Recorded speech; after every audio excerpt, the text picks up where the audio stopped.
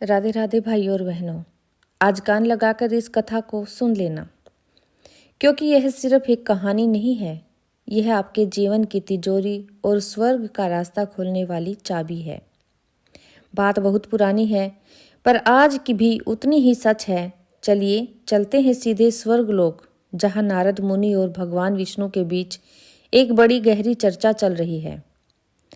नारद जी का सवाल और नारायण का जवाब।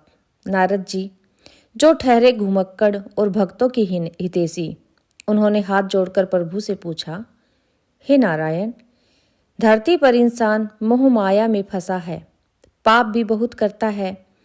कोई ऐसा रास्ता बताओ कि गरीब से गरीब और पापी से पापी इंसान भी स्वर्ग चला जाए। भगवान विष्णु मुस्कुराए और बोले, नारद, माघ के महीने में एक बड़ी भारी एकादशी आती है, जिसे षटतिला एकादशी कहते हैं। इसकी महिमा समझने के लिए एक ब्राह्मणी की कहानी सुनो, जिसने भक्ति तो बहुत की, पर एक छोटी सी गलती ने उसका सब खेल बिगाड़ दिया था। पुराने समय में एक ब्राह्मणी रहती थी। भाई साहब, ऐसी भगत की सुबह से शाम तक बस नारायण नारायण जपती थी। उसने इतने व्रत किए, इतनी तपस्या की कि उसका शरीर सूखकर कांटा हो गया। भगवान उसकी भक्ति देखकर बहुत खुश थे, लेकिन उस ब्राह्मणी के अंदर एक बड़ी कमी थी। वो पूजा तो करती थी, पर उसका हाथ दान के मामले में बिल्कुल तंग था। उसने कभी एक दाना अन्न का या एक फूटी कौड़ी किसी गरीब को दान नहीं दी थी। भगवान ने सोचा, यह मेरे पास स्वर्ग तो आ जाएगी, लेकिन वहाँ खाएगी क्या? क्योंकि परलोक में तो वही मिलता है जो इंसान ने अपनी मेहनत की कमाई से यहाँ दान किया हो। अब भगवान विष्णु ने सोचा कि उसका भला करना ही पड़ेगा। भगवान ने एक भिखारी का रूप धरा, फटे पुराने कपड़े पहने, हाथ में एक कटोरा लिया और पहुँच गए ब्राह्मणी के दरवाजे पर। भगवान ने आवाज़ लगाई, भिक्षाम देही, माई भिक्षाम देही, कुछ खाने को दे दो। ब्राह्मणी बाहर आई और भिखारी को देखकर चिढ़ गई। बोली, अरे महाराज, रोज रोज कहाँ से आ जाते हो? भगवान ने फिर कहा, माई, कुछ तो दे, तेरे पुण्यों में बढ़ोतरी होगी। अब ब्राह्मणी को आया गुस्सा। उसने आओ देखा न ताओ, जमीन से एक मिट्टी का डेला, कंकड़ मिट्टी का, उठाया और भिखारी के कटोरे में डाल दिया। भगवान तो ठहरे अंतर्यामी। उसने उस मिट्टी को भी बड़े प्रेम से स्वीकार किया और मुस्कुराते हुए वहां से चले गए। कुछ समय बीता और ब्राह्मणी की मृत्यु हो गई। अपने व्रतों के पुण्य से वो सीधे स्वर्ग पहुंची। उसे रहने के लिए सोने चांदी का चमकता हुआ महल मिला। ब्राह्मणी खुश हो गई और वह मेरी तपस्या सफल हुई। लेकिन जैसे ही उसे भूख लगी और वो रसोई में गई तो उसके होश उड़ गए।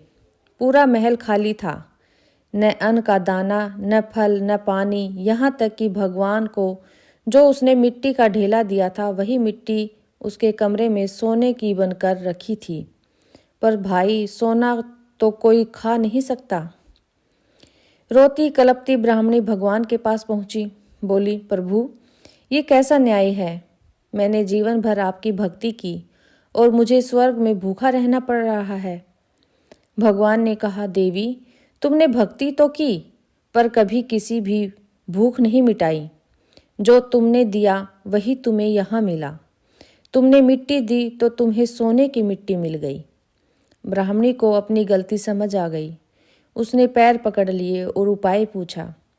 तब भगवान ने कहा, जब देव कन्याएं तुमसे मिलने आए, तब तुम उनसे षटतिला एकादशी के व्रत का विधान पूछना। ब्राह्मणी ने वैसा ही किया।